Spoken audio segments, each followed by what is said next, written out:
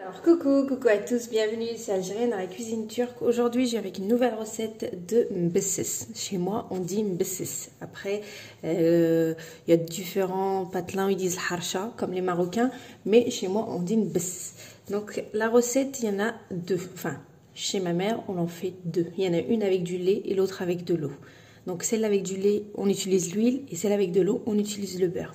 Le beurre ça sert à lui donner une texture encore meilleur, mais bon, là aussi le lait fait son effet. Donc je vais vous proposer une des recettes et la prochaine fois je ferai l'autre avec de l'eau. Donc pour la première recette que je vais vous proposer de mbessis, c'est très facile, les ingrédients sont ici. Donc 500 g de semoule fine, un paquet de levure chimique, 380 ml de lait, 100 g d'huile, une cuillère à soupe de sucre, une cuillère à soupe de beurre fondu, une cuillère à soupe de farine et une cuillère à café de sel. Donc let's go. Donc, sans plus tarder, on est parti. Donc là, je vais faire avec de la semoule fine. Vous prenez un récipient. Alors, on va prendre notre récipient, on va mettre notre semoule fine. Donc j'ai pris 500 g, d'accord? Et j'ai pris une cuillère à soupe de farine. En fait, la farine, elle va faire en sorte que notre semoule ne se détache pas, qu'on a plus de facilité à la ramasser. Donc la farine, c'est important de rajouter juste une cuillère. Voilà, ça fait très bien l'affaire. Donc je me rapproche. Donc semoule fine, cuillère à soupe de farine, cuillère à soupe de sucre. Si vous n'avez pas de sucre en poudre, mettez une cuillère à soupe de miel. Ça fera autant l'affaire. Donc là, j'ai une cuillère à soupe de beurre que j'ai fondu. Le beurre aussi donne une bonne texture à cette recette-là. Une cuillère à café de sel. Ici, j'ai 100 g d'huile. Donc là, je rajoute ma levure chimique. Donc là, comme vous pouvez le voir, j'ai mis tous mes ingrédients sauf le lait. D'accord? Donc là, ce qu'on va faire, en fait, on va sabler notre pâte. Il faut bien imprégner tout ce mélange-là, donc avec l'huile et le beurre. Bismillah. Donc là, je vais la sabler. Il faut vraiment que ça rentre bien partout.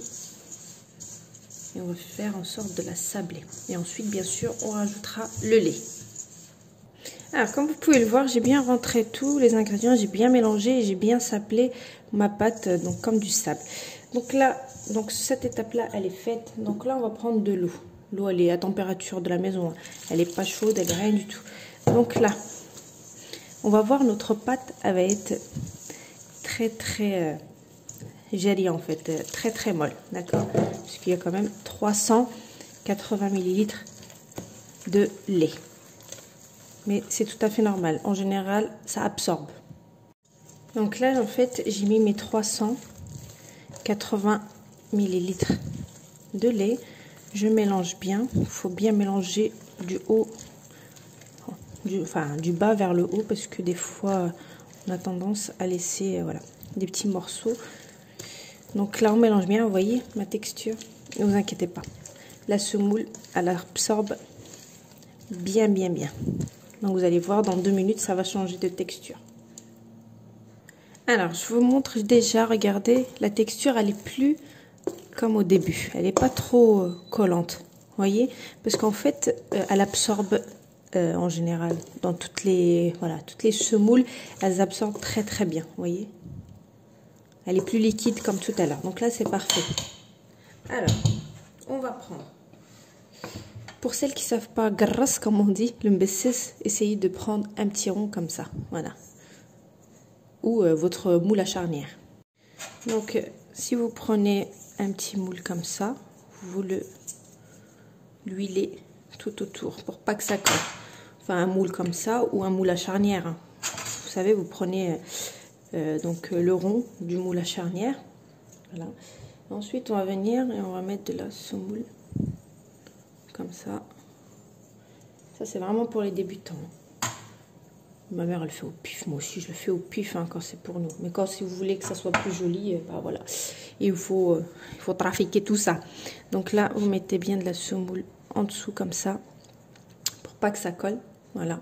Et là, on va prendre notre mélange. Et on va le renverser comme ça, dessus. Ouais. Ça a bien épaissi, rien. Bien absorbé. Et là, je vais mettre un petit peu d'huile. Hop là, j'ai mis un peu trop. Et je vais venir étaler ça. Et donc, avec l'huile que j'ai mis dans mes mains, on va venir... On va étaler notre mbesses. Il y en a plein qui disent harsha. Les Marocains en temps normal, ils disent harsha. Donc, vous essayez. Une fois que vous avez fait votre rond, vous avez donné la forme, on va retirer notre cerceau. Vous voyez, on a une bessa assez ronde quand même. Donc, pour le visuel, c'est plus agréable. Et ensuite, pour pas l'abîmer, vous tenez cette main là et vous aplatissez. Ok, regardez, elle est parfaite.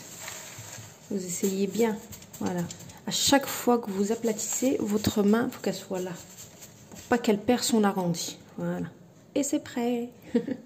Voilà, donc là c'est sur magasinière, donc c'est voilà, c'est très doux. Regardez. Et je laisse ça cuire tranquillement. Faut pas que ça soit trop fort parce que sinon ça va nous cramer. C'est ce qu'on recherche. On veut que la cuisson elle rentre bien à l'intérieur. Une fois qu'elle est bien rentrée à l'intérieur, donc en fait ce qu'on va faire,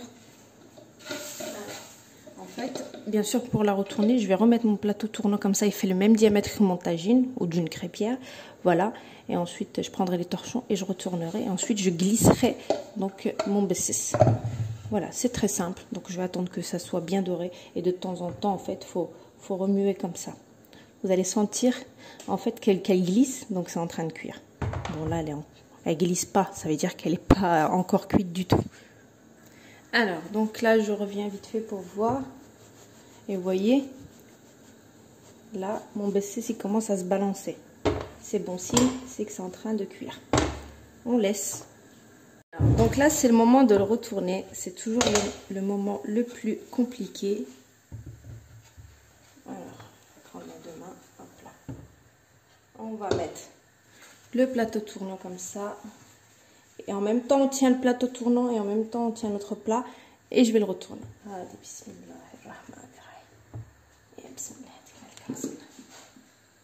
Voilà. Donc là, je le pose. Vous ne me voyez pas. C'est normal. Vous voyez, je l'ai retourné, il est parfait. Là. Et là, en fait, il faut que je le fasse glisser. Donc là, je l'ai fait glisser, c'est parfait. Et on laisse cuire pareil.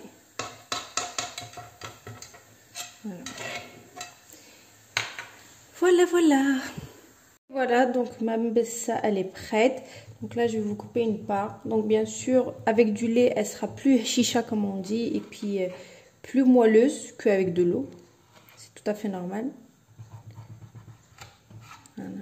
Okay. Je coupe une petite part pour vous montrer. Donc la petite part, elle est coupée. Donc comme vous pouvez le voir, je vais vous montrer de plus près. Regardez. Super bien cuite et en haut et en bas. Donc vous pouvez rajouter un morceau de beurre. Quand c'est chaud comme ça, ça va bien fondre. Et bien sûr, un petit peu de miel et c'est le perfecto.